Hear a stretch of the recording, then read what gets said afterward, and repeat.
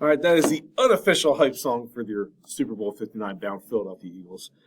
This is another edition of Wardy's Screencast, where today we are going to learn about the rhetorical situation and how to use rhetorical devices so we can persuade a given audience in our writing and our content producing on social media.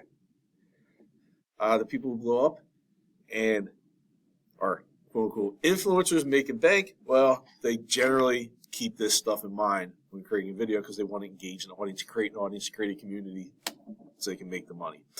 But also so we can make educated decisions when viewing ads, reading other people's persuasive pieces, and so forth. At the end of this video, you'll know you've got it when you can define a rhetorical situation, define 3 rhetorical devices, including ethos, pathos, logos. Then afterwards, in the rest of the class, we'll be analyzing an ad for the rhetorical situation and use of said rhetorical devices, and then putting this into our repertoire by writing our own paragraph using at least for these devices such as ethos, pathos, logos. You'll see the topic, a couple choices in a little bit. So let's get into it. Let's do it. So we have rhetorical situation versus rhetorical devices. This is where you're going to start taking your guided notes. Generally, what is underlined is what you will be putting and filling into your notes. So rhetoric. What is rhetoric? You may hear this if you haven't already. Older, certain issues will come up and people will say, well, the rhetoric about so and such is the rhetoric about the political campaign is whatever. All they're saying is it's the persuasion aspect of it, persuasive aspect. So rhetoric, developed by Aristotle. That's the first thing you're filling in is Aristotle, who is a Greek philosopher. Rhetoric is simply the art of persuasion, how we persuade people. Rhetoric, when you are trying to persuade your parent, guardian, grandparent, aunt, uncle, whomever, to let you go with your friend to the movies or the mall, or buy you a certain thing, trying to persuade somebody, you're using rhetoric. You do it. All right, continuing on. So we have 4 parts of the rhetorical situation. We'll break down rhetorical situation, then rhetorical devices. Put simply, and you're going to put each of these in here, we have purpose, audience, context, genre. They will be the next 4 blanks in your notes on a rhetorical situation. Rhetorical situation is comprised of purpose, audience, context, genre. Purpose, audience, context, genre. Purpose, audience, context, genre. What's all that mean? Glad you asked. All right, so purpose. Purpose is the big why. Why are you creating a certain video? Why are you writing a certain text message, email? Why are you writing something for school? Why are you writing this open-ended response? You have to ask yourself why. What's the purpose? Why am I doing this?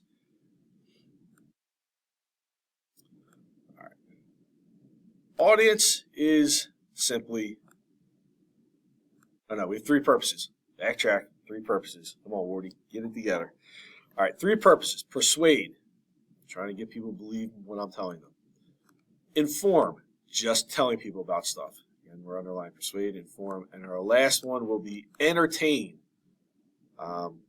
We watched the video about the Super Bowl commercial and how the goal is to entertain. Yeah, they want to persuade and get people to buy things, but really you want them to remember the commercial. So that's a special day. They're trying to entertain, be part of the conversation of, did you see that commercial yesterday?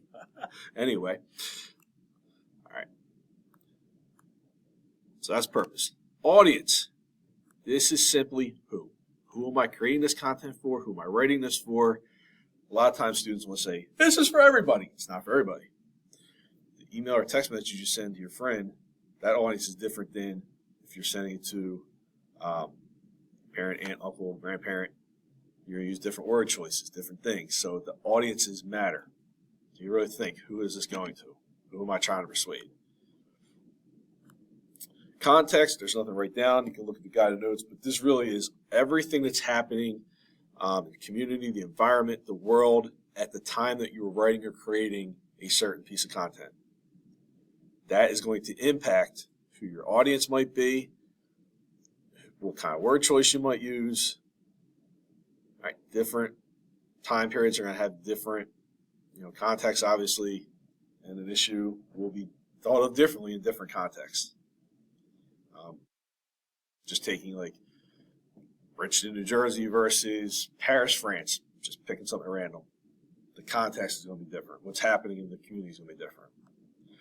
So we have this, you have this in your notes, called the rhetorical triangle. All these things interconnect. Why am I writing something? All right, how am I going to, who's my audience? How's what's happening going to impact that? Now, the last part of this is the genre. How is the best way to reach that audience? Again, all these things will be connected. So genre, you're going to fill in, is a category of writing. Fiction, you'll have realistic fiction, historical fiction, fantasy, fairy tales, all that kind of stuff. This class, a little bit of that, but most of it will be nonfiction, so short, open-ended response using the race format. An essay, they can be expository, argumentative, informational, research paper. Research paper you'll do 11th to 12th grade. It's not a big formal research paper in 9th grade. 60-minute timed essay is a separate genre. The way you attack and write that kind of essay will be different than if you have a bunch of time to do a ton of research or really revise. We're going to work on that because that is what you're going to need to do to pass the NJSLA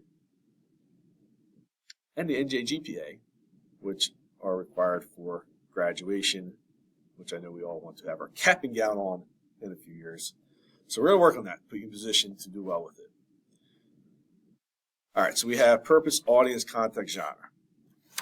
That is the rhetorical situation. And we'll work this year on keeping all that stuff in mind.